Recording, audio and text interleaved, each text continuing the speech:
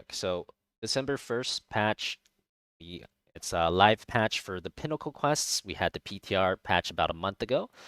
We got this cool new Butcher skin, brand new skin as far as I'm concerned. Looks really cool. It's the original HOTS style as well. It's not the Thrall one where it's like a different style.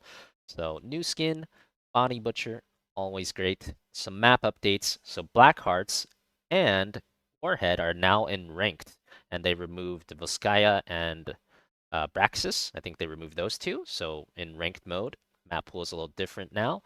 We'll go over the balance updates. So balance updates, they changed some numbers, but they didn't change nearly as many numbers as I thought they would.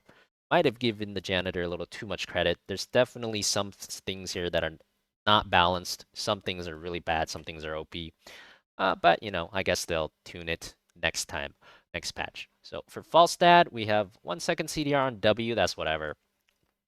They changed the W quest a little bit compared to the PTR patch notes. I think the quest for Falstad will still suck.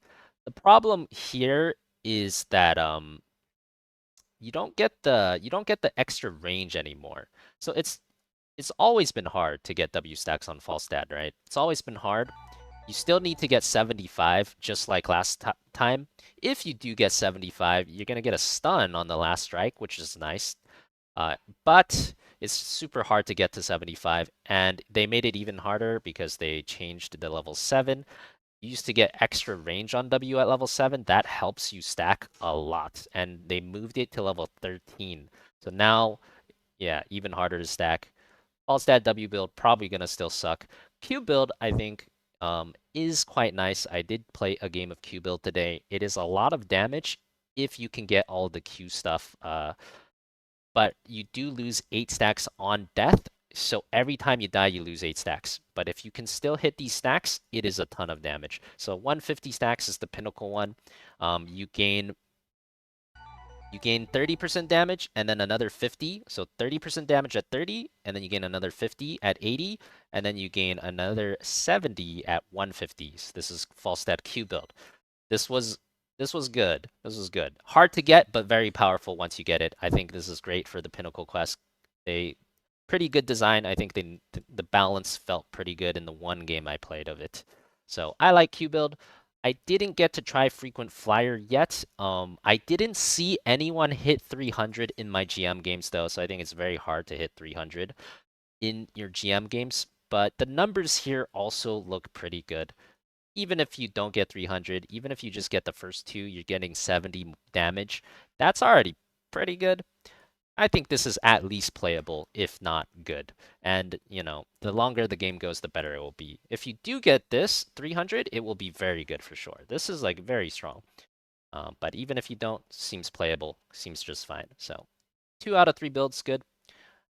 Moving on to Gul'dan. Gul'dan E-cost increased by 10. That's kind of whatever, no big deal. We also have the Pinnacle reward for Gul'dan.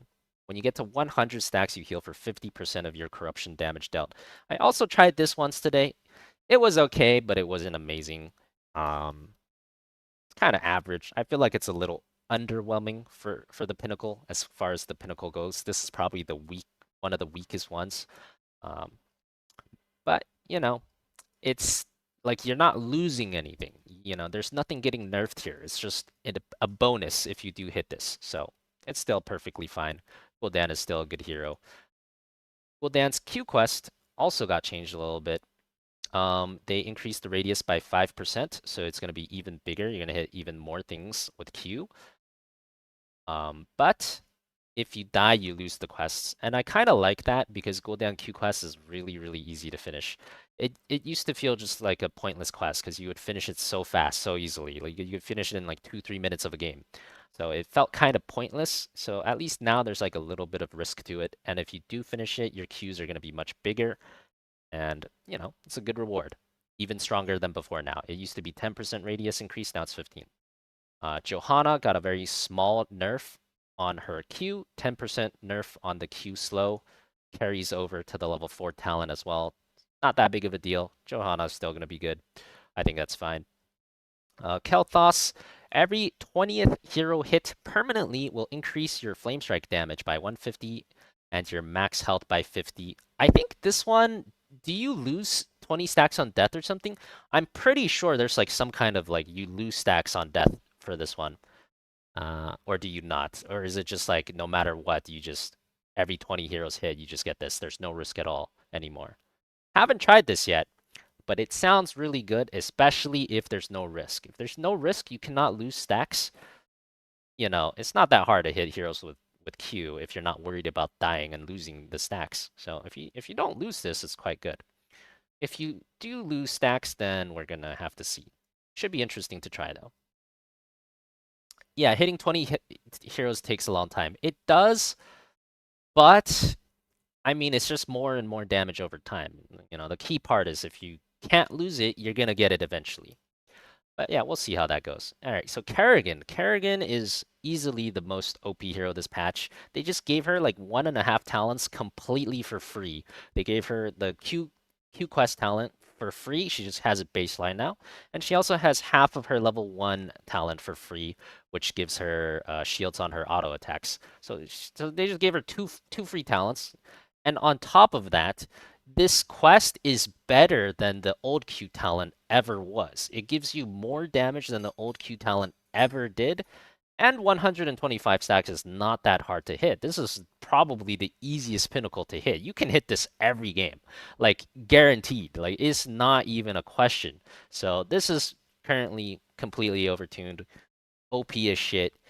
Uh, yeah, this is gonna be like first ban for the rest of this patch, but this one is very strong, obviously.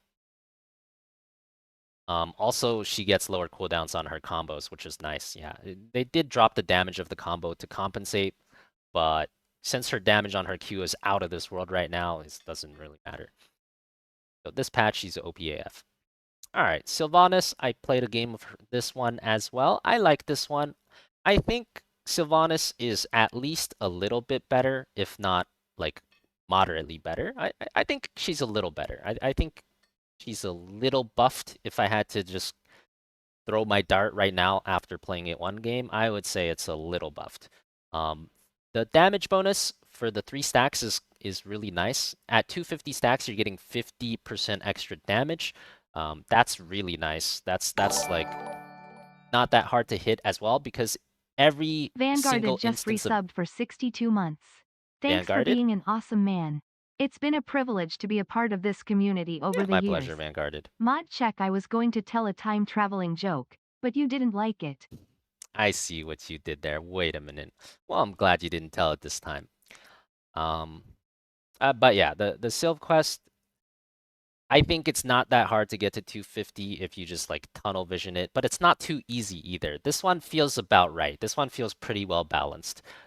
The rewards are good, but not OP, and it's difficult to get the rewards, but it's not impossible to get them, and it's not easy to get them. So this one feels really nice to me. The nice change here is any kind of damage gets the ding now. So after you mark them with 3 stacks, any damage dings. So like if you just press Q, you know, your Q is instantly 5 dings. Every auto attack you do is another ding. Your W is like multiple dings just like before. So way easier to get dings. Um, and yeah, that's nice. So this is nice. You can also ding not only against heroes, but you can also ding against buildings. So if they just leave you alone against buildings, you're just like getting stronger and stronger. So you should never leave a Sylv alone now, right? You never should before, but definitely not now. So heroes and buildings give you progress. Pretty cool. I like it. Feels fairly balanced in a GM game. And yeah. All right, moving on to Thrall, we have Crash Lightning. Crash Lightning, they amped this damage. This damage number is actually incredibly high. Like, if you finish Crash Lightning, you're gonna have so much damage now. If you finish Crash Lightning, I think it's OP. Like, it's crazy damage. But it's gonna be really hard to finish because you're losing stacks on death. And it still doesn't prioritize heroes, right? So, really hard to finish. If you do finish, it's OP. Probably ARAM only. I don't see people ever finishing this in a real game in Storm League or Quick Match. Echo of the Elements. This thing, I thought they would change the numbers here. They didn't change the numbers. This thing is complete garbage in my opinion. It takes way too long to get to 100. Now, you can get to 100. I believe you can get to 100 if you just tunnel vision Q creeps the whole game. Yeah, you'll get there, but the reward isn't even that strong, in my opinion. So, like, I don't know. It doesn't seem that great. It seems kind of whatever. I think it's a little underwhelming, in my opinion, for the Echo at level 1. The last level 1 is Maelstrom. This is definitely the best level 1 for this patch. The rewards are not that hard to get. Since you're starting at level 1, you're going to be getting stacks right away, and it's even easier if you're in the solo lane. Virtually, impossible for another solo laner to stop you from getting some stacks at the start of the game if you're just hitting him and he's trying to clear the minion wave. There's no way they can really stop you from doing that. And the bonuses are really good. 20 bonus at 20 stacks, you're getting 20 damage. That's already pretty good. That's like pretty low bar. You're getting the damage really early. 40 stacks is another 40 damage. So the damage bonuses are always pretty good. And you also get the perma speed at 40 stacks. And this is better than before. Because before you also got the speed at 40 stacks, but you could only start stacking at level 7 instead of level 1. So now you can get this baseline move speed way faster. So I think that's really nice as well. This is a really good talent. And then at 100 stacks, your passive gives you triple healing or double healing, some amount of ridiculously increased healing.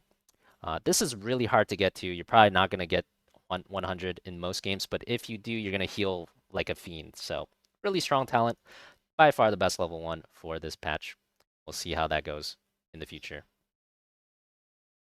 Tyrael got nerfed. The most popular build got nerfed. I think Tyrael will still be strong. I didn't try it today, but I'm pretty sure it'll still be strong. So like the green level 1 nerfed a little bit. Reciprocate level 4 nerfed a little bit. Burning Rage nerfed a little bit. That's not that big of a deal. Even if you play the exact same build, I think it'll still be really good. But the thing is, like, Tyrael had other good builds. Like there's purple level 1, which shields your teammates more. It's really good talent. You can just switch talents, and it's basically like you're not even nerfed. Reciprocate, I do think, is going to be the best level 4 still, but level 7, you could go like a smite damage, also really good. You could still go like smite auto attack damage build. You're still going to be super tanky, and you're still going to do a ton of damage. So, Tyrael, I'm pretty sure will still be really good. Slight sanctification buff, I like that. People are going judgment too much, so they're buffing Sanct a tiny bit. That's nice. And then a tiny buff to the level 20 Tyrael talent that sucks. But this is not enough. It still looks like it sucks. So step in the right direction at least.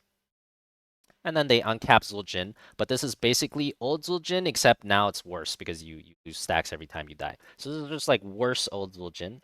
If that's what it takes for Zul'jin to get uncapped, I'm okay with it, but I don't think he'll be super strong. He's not going to be super strong like this. But he'll be fun, at least.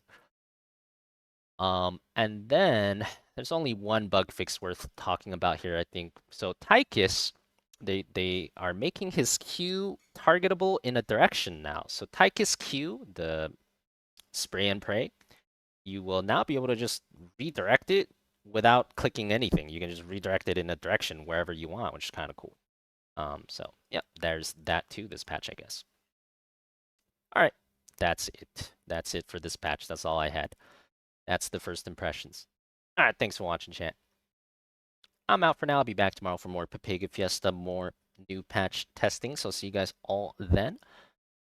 If you missed anything that happened earlier, they'll be coming up on the rerun. You can see all the games we played on all the new heroes in the rerun on Twitch in a minute from now. And of course, if you want to get better at HOTS, you want to learn how to play a certain hero or a certain map really well, or if you just want to win more but you're not sure how, you can do so on the Patreon. You can learn how to play HOTS on my Patreon. !Patreon or patreon.com/fanhots, where we have over 250 exclusive Grandmaster level guides about every topic you can imagine. So check that out if you're trying to get better at HOTS. Yeah, the patch is live. Live patch as of today. It just went live today. All right, GG's and good night.